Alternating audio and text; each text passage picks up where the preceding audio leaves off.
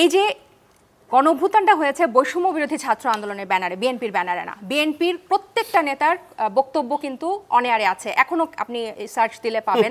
রিজভী থেকে শুরু করে, জনাব রিজভী থেকে শুরু করে সবাই বলেছেন যে এটাতে সাথে কোনো সম্পৃক্ততা নাই, তারা ছাত্রদের দিকে তাকিয়েছে। এই নাম না জানা কয়েকটা ছাত্রের ডাকেই পুরা দেশ এক হয়েছে। এটা আপনারা মানেন বা না মানেন, এর থেকে বড় সত্য বাংলাদেশের ইতিহাসে এই মুহূর্তে আর কিছু নাই। আপনি মাঝখানে কথা বলেন না, আমাকে কথা শেষ করতে দেন। মোটে অসত্য না। আর আপনাদের যদি শহীদ থাকে তাহলে তো আমরা তো অস্বীকার করছি না আপনাদের থাকে। আবার যদি বলছেন এইটা হলো এই যে আওয়ামী লীগের ক্যারেক্টার, আমরা একা করেছি।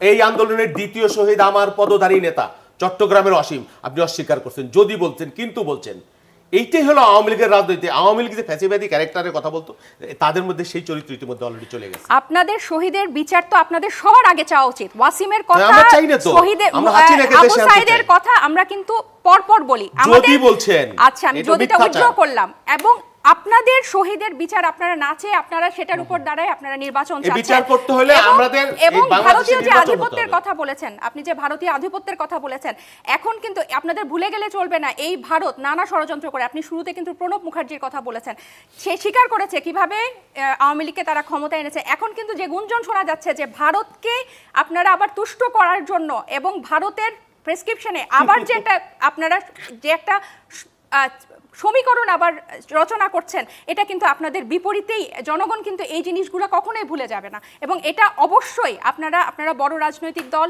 আপনাদের এটা অনির্বাচিত সরকার, আপনারা নির্বাচনে গেলে আপনারা সংবিধান করবেন, বিচার করবেন, সব কিছু করবেন, কিন্তু এটা ভুলে যান না যে জনগণকে বাদ দিয়ে পরবর্তীতে যেই ক্ষমতায় আসবে তার কিন্তু এই জুলাই আগস্ট কিন্তু আপনারা বলেন যে 7 মাস অনেক দিন হয়ে গেছে, 7 মাস পার হয়ে গেছে, তাও কিছু হয় নাই, কিন্তু মাত্র 7 মাস পার হয়েছে, এখনো কিন্তু রক্তের দাগ শুকায় নাই। অনেকে কিন্তু এখনো হাসপাতাল থেকে, পুনর্বাসন কেন্দ্র থেকে এখনো বাসায় যায় নাই। তাহলে এটার উপর দাঁড়ায় যদি আবার নির্বাচন বলেন এবং শহীদ জারি হোক, এই দেশেরই শহীদ, সেটা ছাত্রদের শহীদ হোক, বিএনপির শহীদ হোক, জামাতের শহীদ হোক, এই শহীদদের বিচার না চেয়ে এবং শহীদদের রক্তের উপর দাঁড়িয়ে যদি আবার আপনারা ক্ষমতায় যাওয়ার জন্য, যে 15 বছর ক্ষমতা থেকে দূরে রাখা হয়েছে, এখন ক্ষমতা যাওয়ার জন্য সবকিছু বাদ, আমরা নির্বাচন দাও, আমরা ক্ষমতায় যাব, সেটা জনগণের সাথে এবং এই শহীদদের সাথে বেইমানি করা হবে।